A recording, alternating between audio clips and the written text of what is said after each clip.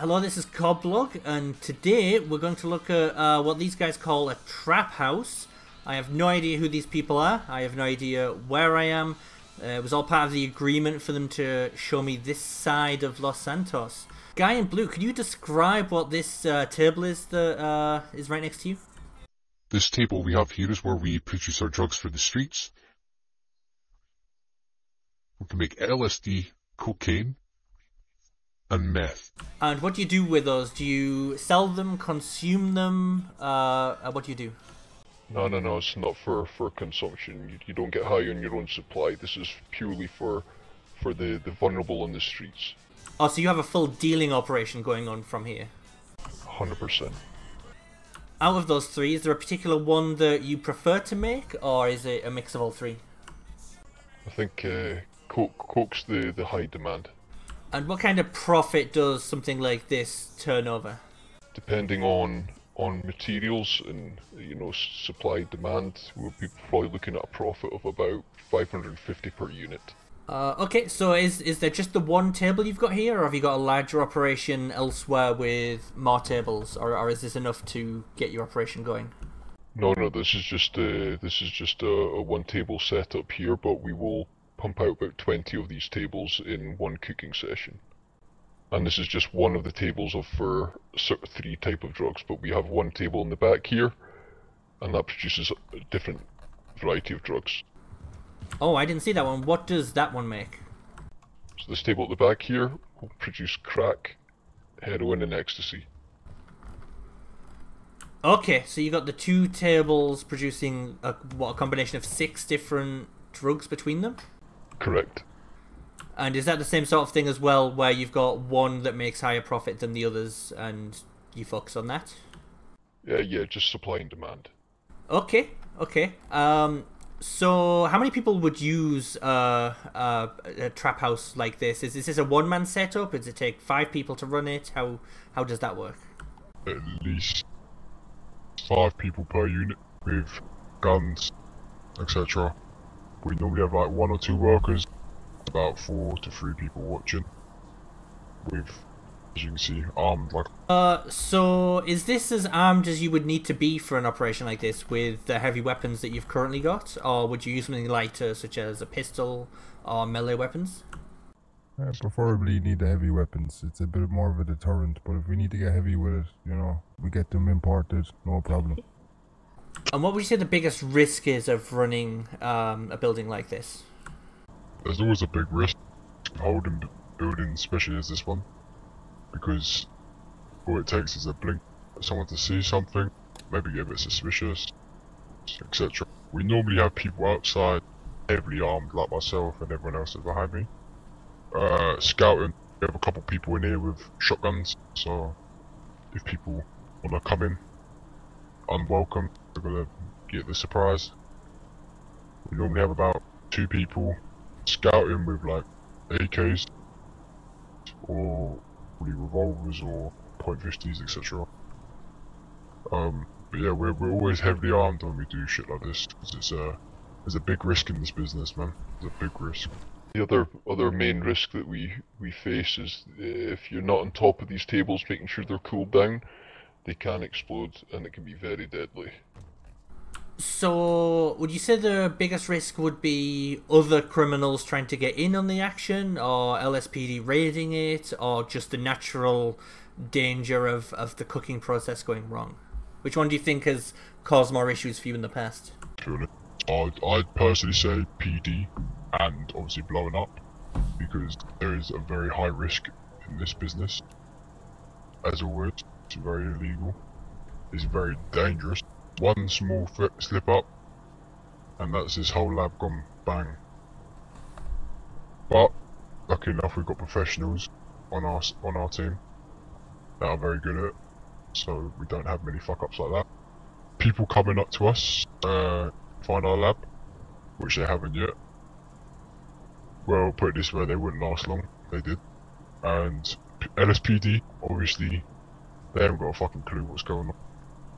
Because not in this one right here, but in our other ones we have ventilators, so there's no smoke or whatsoever coming out of this place. So those suits you're wearing, is that an actual part of the process, or is that a fashion thing? The blue and yellow suits. It is all a part of the process. You have to wear it just in case you, say, for example, spill on these tables. You can spill and it'll burn you. But if you wear this hazmat suit here, or the white one on my left, you will not get hurt if it spills. Moving on, those heavy weapons you've got, do you want to talk a bit more about those? I guess we'll look at the one that the guy in yellow is holding right now. What weapon is that you've got?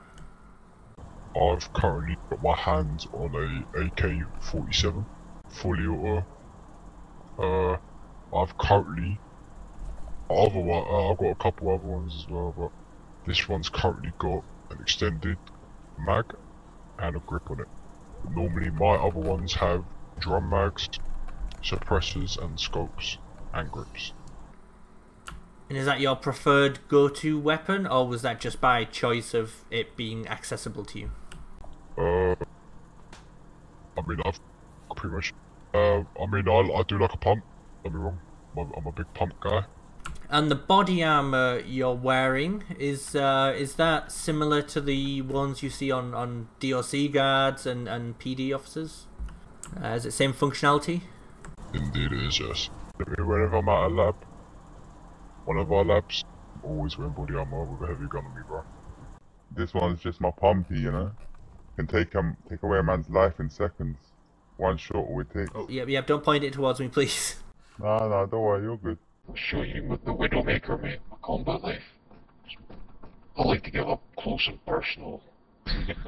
Okay, so you've got quite a variety. You've got your long-range automatics, you've got your short-range pumps, and you've got your even shorter-range knives. Okay, and is that a silencer I see on the one at the back there? Yeah, it's the AK as well. This comes so you can get a suppressor for it. I prefer the suppressors on mine.